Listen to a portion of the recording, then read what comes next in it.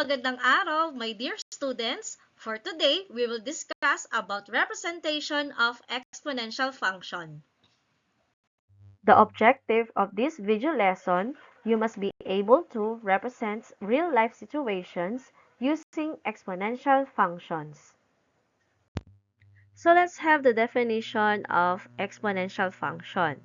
So it is a function of the form f of x is equal to b to the x or y is equal to b to the x, where b is greater than 0 and b is not equal to 1.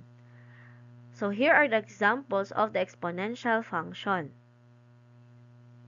F of x is equal to 7 to the x, f of x is equal to 18 to the x, and f of x is equal to 5x plus 1. Is f of x equals x cubed is an example of exponential function? The answer is no. Bakit? Kasi we have the base of x. Dapat daw kasi ang ating base is greater than 0 but not equal to 1.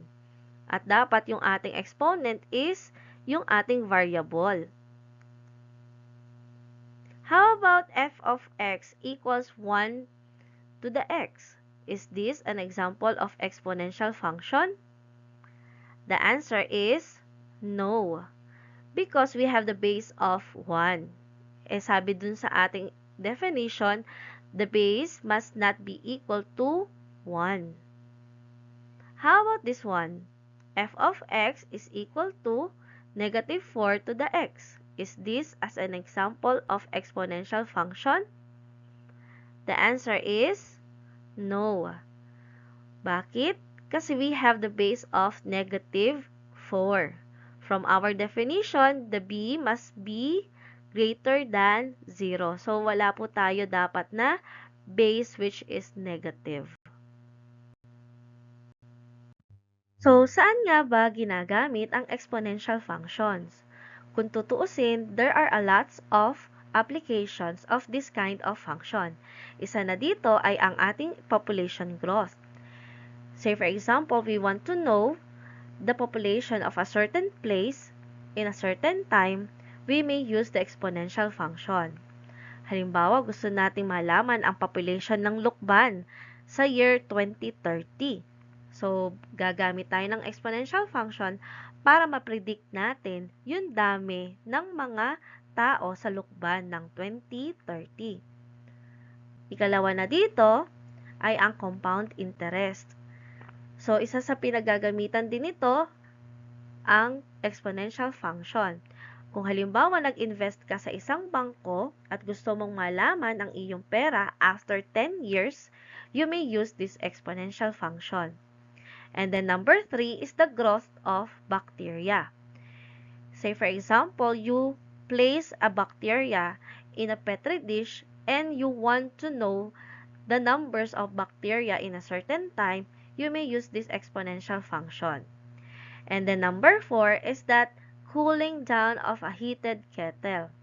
If you want to know kung kailan lalamig ang isang tubig sa isang lugar, so pwede mo siyang gamitan din ng exponential function. And then number 5 is the depreciating value of a car. So alam naman natin ang ating mga sasakyan ay bumababa ang kanyang presyo kapag tumatagal ito. And then number 6 is the spoilage of food.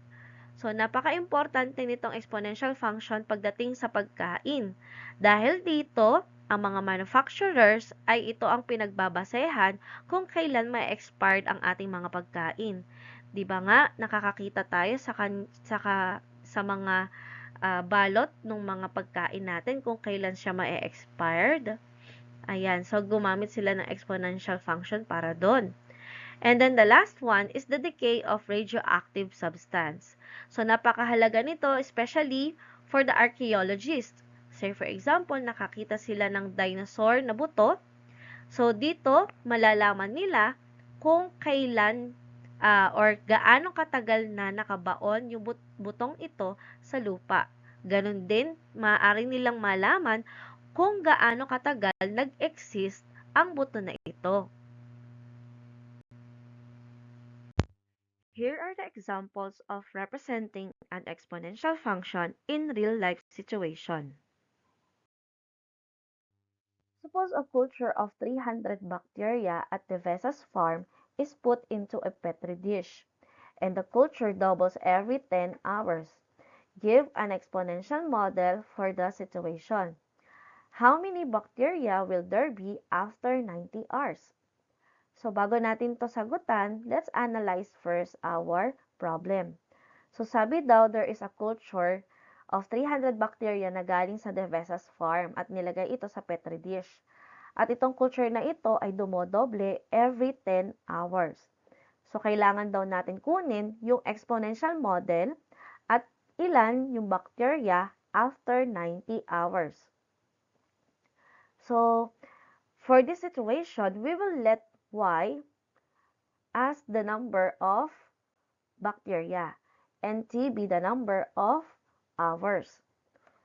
So, kung y natin ay yung ating number ng bacteria, so we can have 300, wherein the t is equivalent to 0.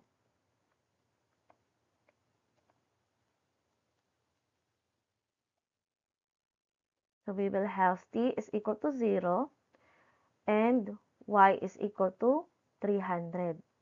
Since 0 yung ating t, kasi ito yung ating initial point or the starting point. So, kung halimbawa daw, after 10 hours, ang ating bacteria will be doubled. So, 300 times 2. And then, after 10 hours uli, so t will be 20. So, the number of bacteria will be 300. Idodoble natin yung nauna times 2 is equal to 1,200. Ito nga pala, 300 times 2, that is equivalent to 600. Tapos, after 10 hours uli, we can have t is equal to 30. Y becomes 300. Idodoble lang din natin yung nauna natin. Times 2. That is equivalent to 2,400. At kung halimbawa, after 10 hours uli, so t is equal to 40. Y is equal to 300 times 2 times 2 times 2 at saka times 2 uli, and that will give us 4,800. So, may napapansin ba kayong pattern dito sa ating ginawa? So, kung halimbawa, meron tayong napapansin na pattern, pwede na tayo mag-create ng ating exponential model. So, from our given na ginawa, so we can have y is equal to 300 times 2 to the t over 10. So, bakit naging t over 10? Kasi kung mapapansin ninyo, dito sa ating nauna, so dito sa nauna natin, so 300 times 2 to the 0, which is equivalent to 300 times 1, at ito ay magbibigay din ng 300. Dito naman, 300 times 2 to the 1, and that will serve as 600. Then dito naman, 300 times 2 to the second power or 2 square. And that will give us 1,200 also. Dito naman, 300 times 2 to the third power or 2 cube. And that will serve as 2,400.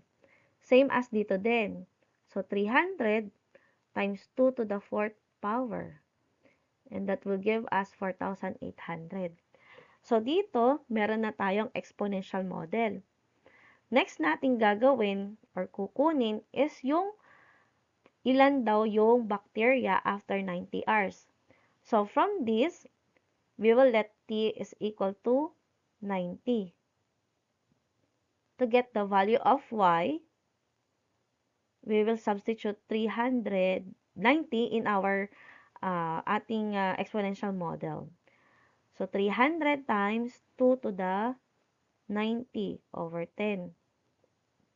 And we all know that 90 over 10 is equivalent to 9. So, magiging 302 to the 9. And that will serve as 153,600. So, ibig sabihin daw, merong 153,600 na bacteria after 90 hours.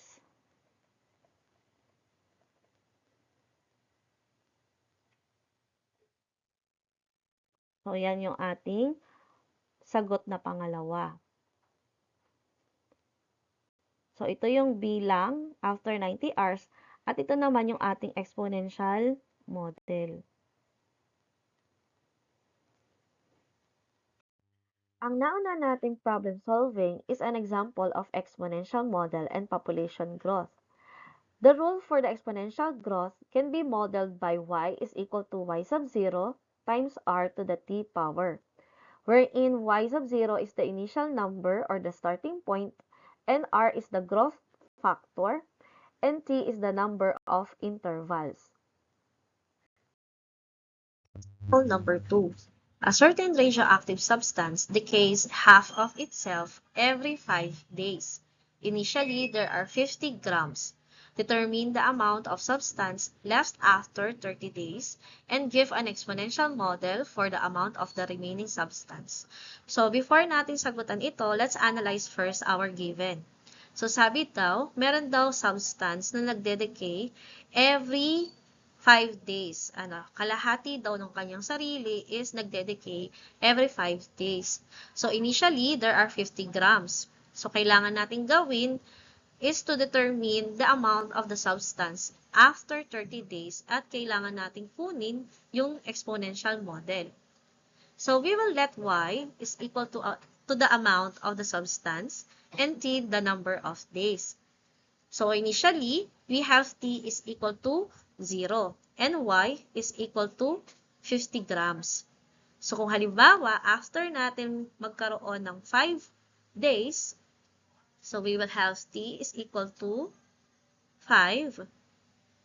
So, we can have y is equal to 50 grams or 50 times 1/2, and that is 25 or 25 grams. And then, kung halimbawa naman, ang time natin is 10 days. So, that is 10. So, y will be 50 times 1/2 to the second power. And that is 12.5 grams.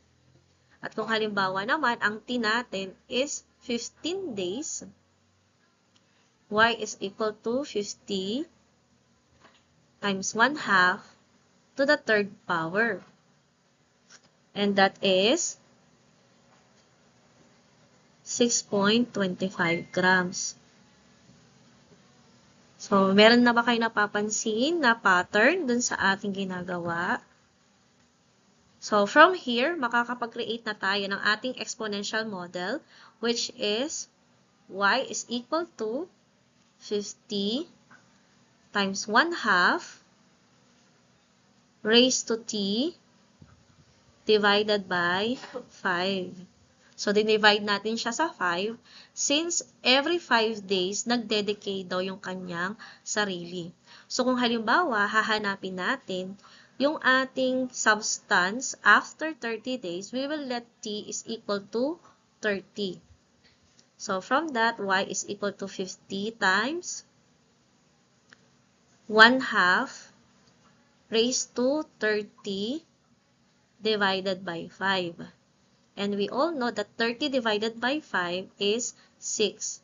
From that equation, we have 0.78125 grams. So, ibig sabihin daw, merong 0.78125 grams after 30 days. So, ang ating final answer ay ito. Ayan, ibabox lang natin. At syempre, yung ating exponential model. Our second problem is an example of exponential decay. The half-of-life of a radioactive substance is the time it takes for the half of the substance to decay. The exponential decay formula is y is equal to y sub 0 times 1/2 to the t power, wherein y sub 0 is the initial number or the starting point and t is the number of intervals. And as for the summary of our video lesson, the form of exponential function is f of x is equal to b to the x or y is equal to b to the x, where b is greater than 0 and b is not equal to 1. Exponential functions are often used to represent real-world applications such as bacterial growth or decay, population growth or population decline, and compound interest. The exponential growth can be modeled by y is equal to y sub 0 times r to the t power, and the exponential decay formula is y is equal to y sub 0 times 1/2 to the t, wherein y sub 0 is the initial or the starting point, r is the rate, and t is for the time. And to check your understanding in this video lesson, answer the following in your notebook.